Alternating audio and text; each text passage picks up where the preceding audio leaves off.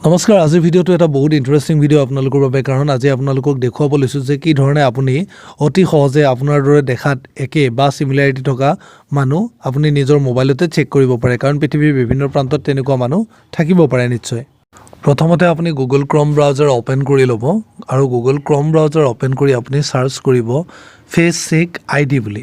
তেতিয়া আপোনাৰ তাত এনেকুৱা প্ৰথম যেটো ৱেবসাইট আহিব তাত ক্লিক কৰিব ক্লিক কৰাৰ পিছত ইয়াতে ব্ৰাউজ অপচনটো পাব ইয়াৰ আগত আপুনি এটা নিজৰ সেলফি লৈ ল'ব লৈ ব্ৰাউজত ক্লিক কৰিলে আপোনাৰ সেলফিটো ওলাব আপুনি এই সেলফিটো ইয়াত আপলোড কৰি দিব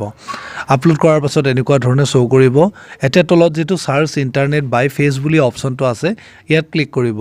ইয়াত ক্লিক কৰাৰ পাছত আপোনাক টাৰ্মছ এণ্ড কণ্ডিশ্যন এলাউ কৰিবলৈ দিব আপুনি ইয়াত টিক দি প্লাই এগ্ৰি এণ্ড সাৰ্চ কৰিব আৰু এটা হিউমেন ভেৰিফিকেশ্যন কৰিব লাগিব এটো স্লাইড কৰি নি ঠিক জেগাত লগাই দিব যেনেকুৱা আহে